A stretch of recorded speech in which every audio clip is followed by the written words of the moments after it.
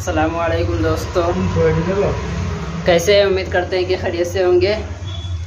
दोस्तों, उस मालिक की हकीकी से दुआ है कि वो हमारी और आपकी तमाम जायज़ मुरादों को और इरादों को पूरी फरमाए।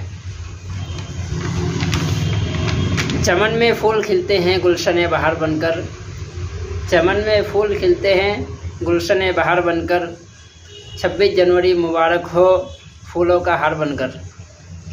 दोस्तों, जैसा कि हम सबको मालूम है कि आज 26 जनवरी यौम जमहूरिया हिंदुस्तान में सब बड़े ही धूमधाम से मनाया जाता है और सभी मनाते हैं।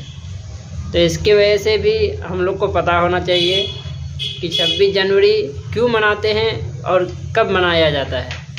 तो 26 जनवरी इस वजह से मनाया जाता है कि हमारा देश पहले अंग्रेज़ों का ग़ुलाम था, उसके बाद हमारे आबा व अजदाद ने मिल कर के देश को आज़ाद किया।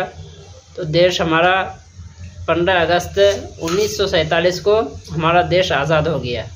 आज़ाद होने के बाद अब उसमें कुछ कानून नहीं था, कोई ज़ाब्ता नहीं था, क्योंकि हमारा भारत इंडिया ही एक ऐसा देश है जहाँ हर धर्म के लोग रहते हैं, हर मज़ाहिब के लोग रहते हैं। तो अब ये सोचना पड़ा कि उसमें अब लोग कैसे रहेंगे। उसके लिए सदर डॉक्टर राजेंद्र प्रसाद ने डॉक्टर भीमराव अंबेडकर को ये सौंप दिया कानून लिखने के लिए। तो डॉक्टर भीमराव अंबेडकर ने 2 साल 11 महीना 18 दिन की अनथक कोशिश मेहनत के बाद कानून लिख करके पूरा तैयार किया। वो 18 नवंबर में 1949 में मुकम्मल हो गया। अब कानून को नाफिज करने के लिए 26 जनवरी 1949 को वो कानून को नाफिज किया गया, ताकि हर धर्म के लोग अपने अपने मज़ाहिब पर अपनी आज़ादी से अमल कर सके। किसी धर्म के ऊपर कोई चीज़ का पाबंदी ना हो, सब अपने धर्म के ऊपर खुल कर के जी सके, कोई किसी में रुकावट ना बने। तो इस वजह से हम लोगों को चाहिए कि अपने बच्चों को भी तारीख़ के बारे में बताए कि हमारा देश कैसे आज़ाद हुआ, हमारे देश को आज़ाद करने में किन किन का भूमिका रहा। ये हम अपने बच्चों को बताएंगे तब उनको पता रहेगा। नहीं तो दूसरे लोग तो कहेंगे कि हमारे आबा व अजदाद ने ये किया था। नहीं, ऐसा नहीं है। हमारे ही आबा व अजदाद ने इस देश को आज़ाद करने के लिए कुर्बानी दी थी। उबैदुल्ला सिंधी जब वो जेल में गए थे, उनकी दाढ़ी की बाल जो थी बिल्कुल काली थी, लेकिन जेल से जब निकले वो, उनकी दाढ़ी की बाल जो है सफ़ेद हो चुकी थी।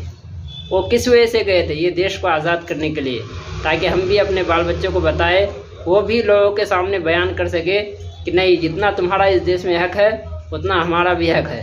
क्योंकि हम लोग को उस वक्त भी यह हक था कि हम लोग पाकिस्तान जा सकते थे, क्योंकि तुम लोग को हक नहीं था, तुम लोग को यहीं रहना था। हम लोग का एक ऑप्शन था, लेकिन हम लोगों ने नहीं गया, अपना इंडिया को चॉइस किया, क्योंकि हम लोग अपना इंडिया से मोहब्बत करते हैं। इस वजह से कहता है कि ना निकलेगी मरकर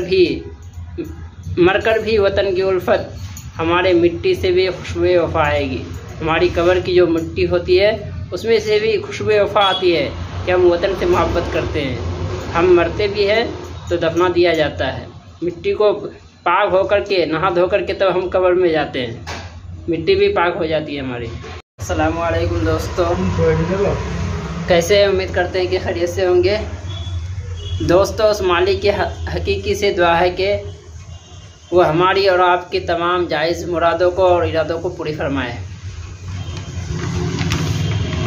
चमन में फूल खिलते हैं गुलशन बहार बनकर, चमन में फूल खिलते हैं गुलशन बहार बनकर, 26 जनवरी मुबारक हो फूलों का हार बनकर।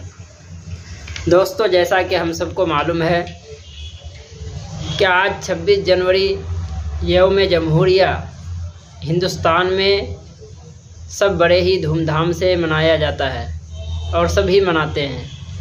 तो इसकी वजह से भी हम लोग को पता होना चाहिए कि 26 जनवरी क्यों मनाते हैं और कब मनाया जाता है।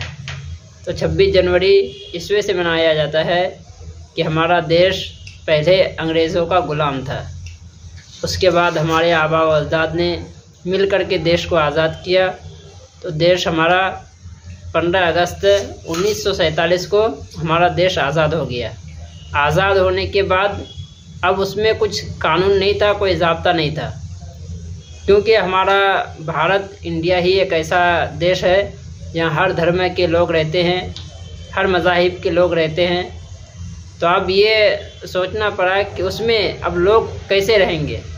उसके लिए सदर डॉक्टर राजेंद्र प्रसाद ने डॉक्टर भीमराव अंबेडकर को ये सौंप दिया कानून लिखने के लिए।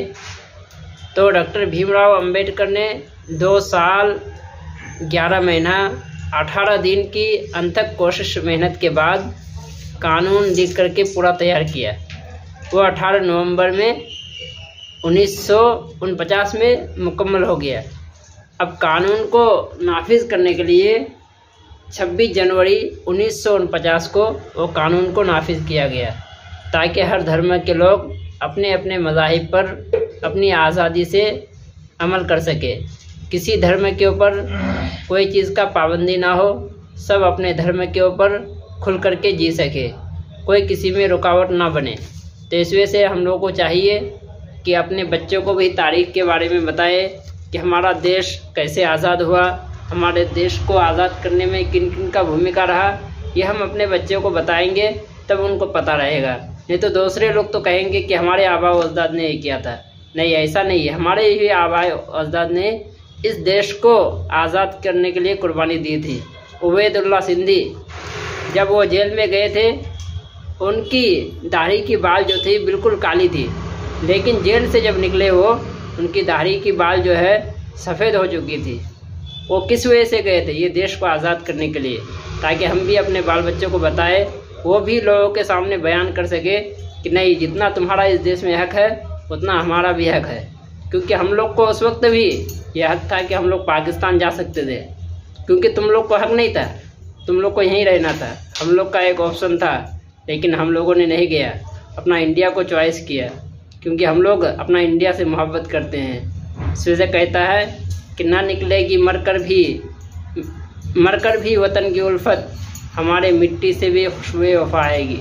हमारी कब्र की जो मिट्टी होती है उसमें से भी खुशबू वफा आती है कि हम वतन से मोहब्बत करते हैं। हम मरते भी हैं तो दफना दिया जाता है, मिट्टी को पाक होकर के, नहा धो कर के तब हम कब्र में जाते हैं, मिट्टी भी पाक हो जाती है हमारी।